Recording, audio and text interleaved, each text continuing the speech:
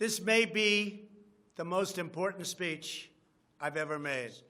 We used to have what was called Election Day. Now we have election days, weeks and months, and lots of bad things happened during this ridiculous period of time.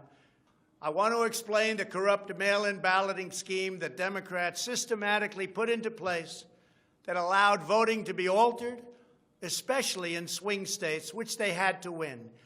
They just didn't know that it was going to be that tough because we were leading in every swing state by so much. Under my lead, the Republicans won almost every state house in the United States, which they weren't expected to do. It is statistically impossible that the person, me, that led the charge lost. The Speaker of the House of a certain state said, "Sir, I expected to lose my seat, and instead, because of you and because of that incredible charge and all of those rallies, we got a tremendous victory, and everybody knows it. You were much more popular than me, sir, except I got many more votes than you did. And it's impossible that that happened. There is something wrong. I'll tell you what's wrong. Voter fraud. Using the pandemic as a pretext, Democrat politicians and judges drastically changed election procedures just months and in some cases weeks before the election on the 3rd of November.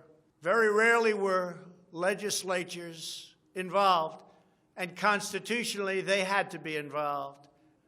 This colossal expansion of mail-in voting opened the floodgates to massive fraud. Many people received 2, 3, and 4 ballots. They were sent to dead people by the thousands. In fact, dead people, and we have many examples, filled out ballots, made applications, and then voted, which is even worse. In other words, dead people went through a process. Some have been dead for 25 years. Or people that innocently came to vote on November 3rd, who were all excited about their vote. They were happy. They were proud to be citizens of the United States of America. And they went up and they said, "I'd like to vote." And they were told that they can't vote. "I'm sorry," they were told. "I'm sorry.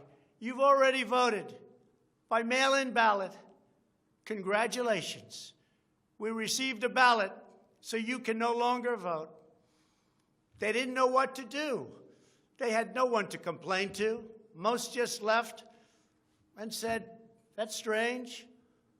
But many people complained and complained vehemently. And this happened tens of thousands of times all over the country. That's how desperate the Democrats were. They would fill out ballots of people, not even knowing if these people were going to show up. Throughout the Democrat effort to dramatically expand mail-in voting, the Democrat Party leaders were also feverishly working to block measures designed to protect against fraud, such as signature verification, residency verification, or voter ID. And citizenship confirmation was almost unthought of that we should ask for it. Can you believe this? These are not the actions of people who want fair elections. These are the actions of people who want to steal elections, who are willing to create fraud. The only conceivable reason why you would block common sense measures to verify legal eligibility for voting is you are trying to encourage, enable, solicit, or carry out fraud. It is important for Americans to understand that these destructive changes to our election laws were not a necessary response to the pandemic. The pandemic simply gave the Democrats an excuse to do what they have been trying to do for many, many years.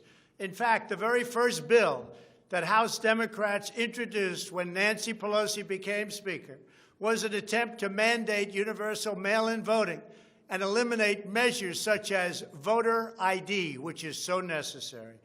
Dramatically eroding the integrity of our elections was the Democrats' #1 priority for a simple reason. they wanted to steal the 2020 presidential election.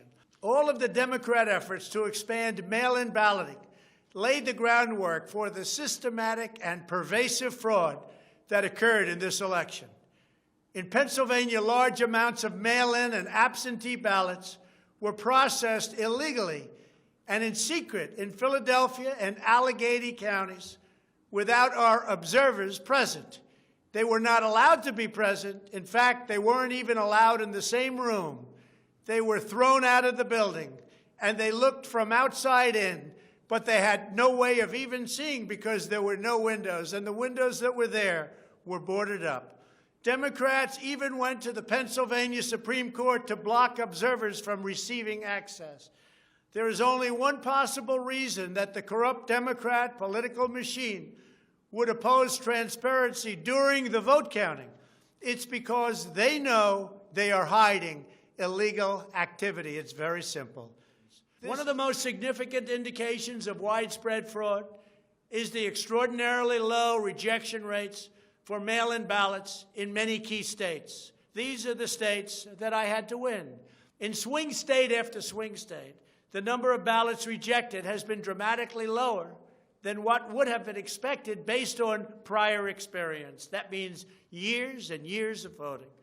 In Georgia, just 0.2% of mail-in ballots have been rejected. In other words, almost none have been rejected. They took everything. Nothing was rejected practically, compared to 6.4% in 2016. And there are those that think that 6.4 was a low number.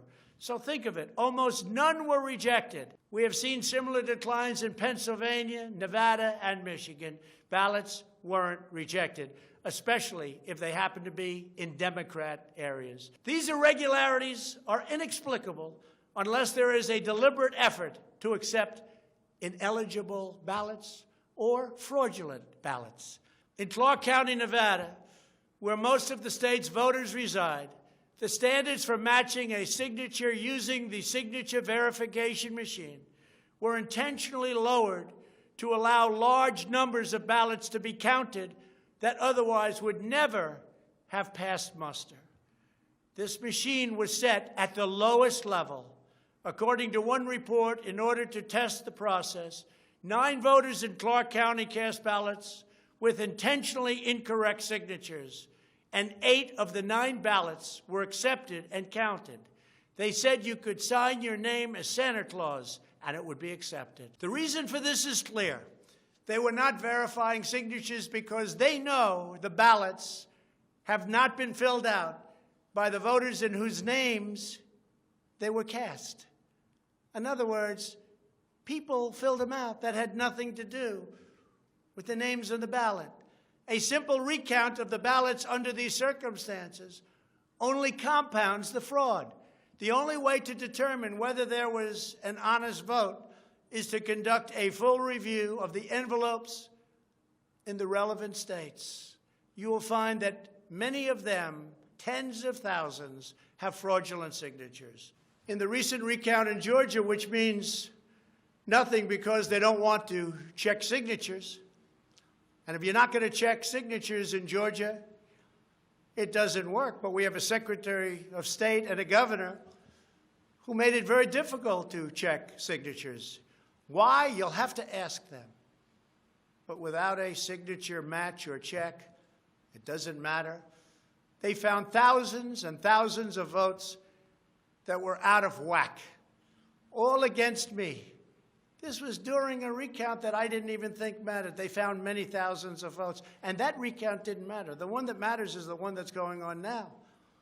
That because of the fact it's so close, they had to, by law, give another recount. But the recount has to be a recount where they check the signatures.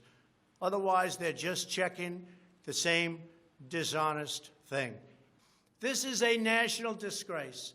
No other advanced country conducts elections this way. Many European countries have instituted major restrictions on mail-in voting specifically because they recognize the nearly unlimited potential for fraud. Out of 42 European nations, all but 2 prohibit absentee ballots entirely for people who reside inside the country, or else they require those who need absentee ballots to show a very, very powerful ID. In Wisconsin, a record number of voters were categorized as indefinitely confined, a status reserved for severely disabled individuals, also for the elderly, that allow them to vote without showing ID. Last year, approximately 70,000 people claimed this status statewide. This year, the number miraculously was nearly 250,000 voters after election officials in Milwaukee and Dane counties, a couple of the most corrupt political places in our country, urged citizens to improperly register under this status. And register they did in levels that don't exist. In Detroit, everybody saw the tremendous conflict and the horrible way that the two Republican canvassers were treated. Witnesses have signed sworn affidavits. In other words, you go to jail if you lie, testifying that after election officials announced the last absentee votes had been received, a batch of tens of thousands of ballots arrived, many without envelopes, all voting for Democrats. Thousands and thousands of ballots were improperly backdated by her and many others. Other witnesses in Detroit also saw election officials counting batches of the same ballots many times, as well as illegally duplicating ballots. One observer testified to seeing boxes and boxes of ballots, all bearing the same signature.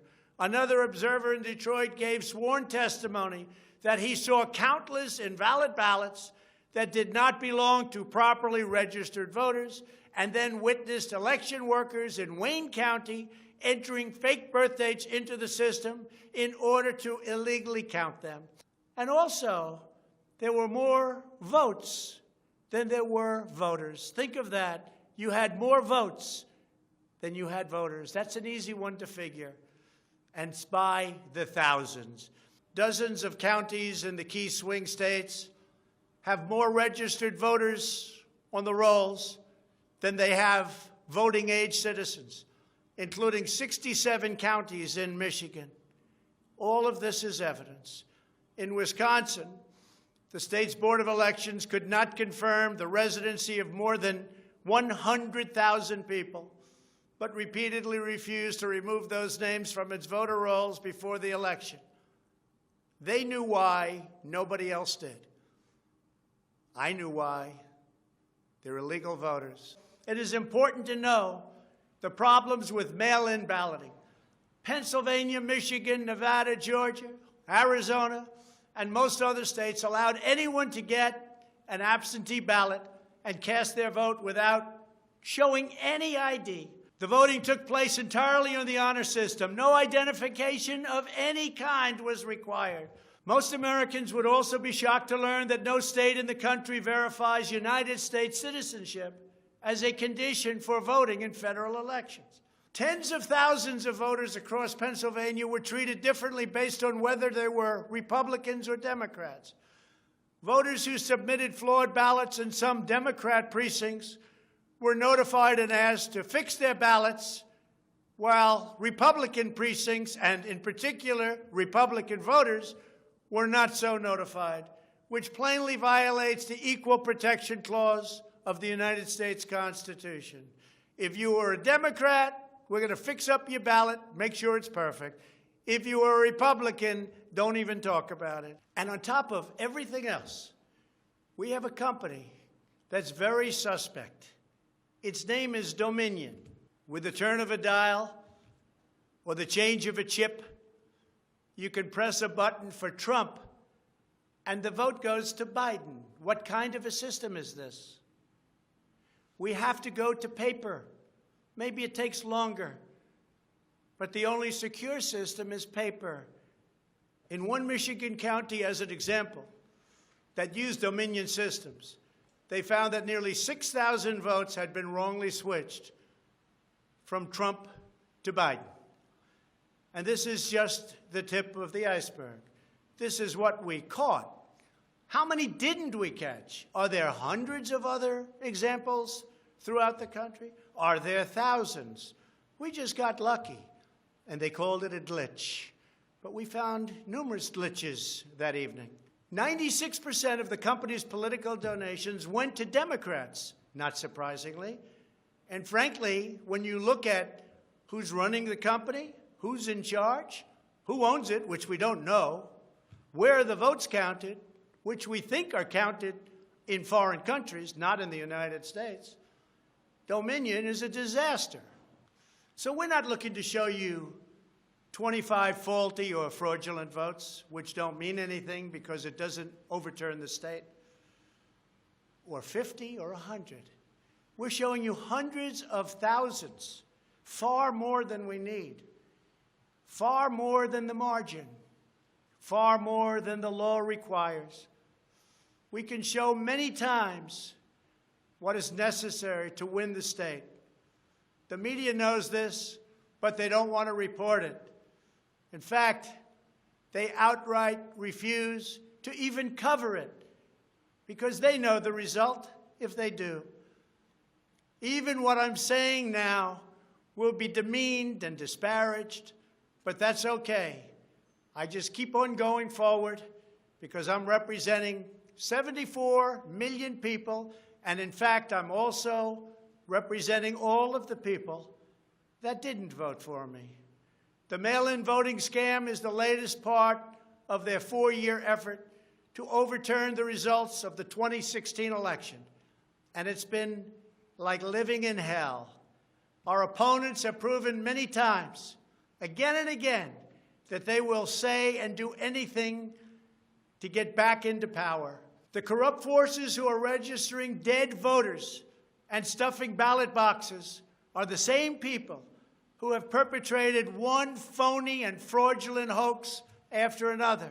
You've been watching it now for 4 years. These entrenched interests oppose our movement because we put America first. They don't put America first. And we're returning power to you, the American people. They don't want America first. They only want power for themselves. They want to make money. That's why they don't want me as your president. Russia, Russia, Russia. The impeachment hoax, and so much more.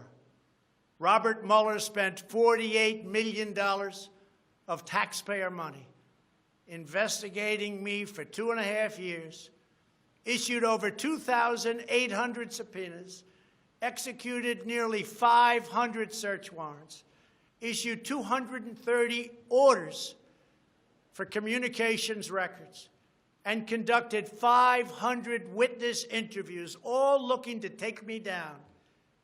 There was no collusion in the end, none whatsoever. The Democrats had this election rigged right from the beginning.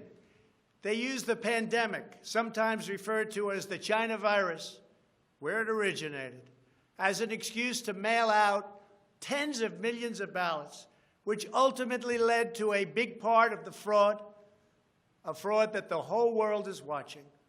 And there is no one happier right now than China. But if you look at the lies and the leaks and the illegal acts and behavior done by so many people in their desire to hurt the President of the United States, something should happen. The hardest thing I have to do is explain why nothing is happening with all of these people that got caught spying on my campaign. It's never happened before, and it should never happen again to a president of the United States. All you have to do is watch the hearings and see for yourself. The evidence is overwhelming. The fraud that we've collected in recent weeks is overwhelming, having to do with our election. Every reasonable American should be able to agree, based on what we have already documented, that we need a systematic analysis of the mail-in ballots to review the envelopes. It's about the signature. And if they're on the envelopes, we can only review the envelopes, and that will tell us everything. This is the absolute minimum we should expect. This is not just about my campaign, although it has a lot to do with who's going to be your next president. This is about restoring faith and confidence in American elections. This is about our democracy and the sacred rights that generations of Americans have fought, bled, and died to secure. This election is about great voter fraud, fraud that has never been seen like this before. It's about poll watchers who were not allowed to watch. So illegal. It's about ballots that poured in, and nobody but a few knew where they came from, but they were counted, and they weren't for me. It's about big leads on election night, tremendous leads, leads where I was being congratulated for a decisive, easy victory, and all of a sudden, by morning or a couple of days later, those leads rapidly evaporated. It's about numbers of ballots that were sent that nobody knew where they came from. It's about machinery that was defective, machinery that was stopped during certain parts of the evening, miraculously to open with more votes. It was about many other things, but above all, it was about fraud. This election was rigged. Everybody knows it. I don't mind if I lose an election, but I want to lose an election fair and square. What I don't want to do is have it stolen from the American people. That's what we're fighting for, and we have no choice to be doing that. We already have the proof. We already have the evidence, and it's very clear. Many people in the media and even judges so far have refused to accept it. They know it's true. They know it's there. They know who won the election, but they refuse to say, you're right. But we're going to show it, and hopefully the courts, in particular, the Supreme Court of the United States, will see it, and respectfully, hopefully they will do what's right for our country, because our country cannot live with this kind of an election. The only ballots that should count in this election are those cast by eligible voters who are citizens of our country, residents of the states in which they voted, and who cast their ballots in a lawful manner before the legal deadline. Moreover, we must never again have an election in which there is not a reliable and transparent system to verify the eligibility, identity, and residency of every single person who casts a ballot, a very, very cherished ballot. The single greatest achievement in your presidency will be exactly what you're doing right now, voter integrity for our nation.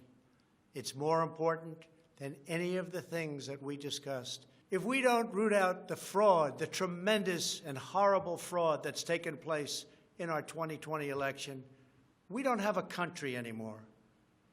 So with the resolve and support of the American people, we will restore honesty and integrity to our elections, and we will restore trust in our system of government.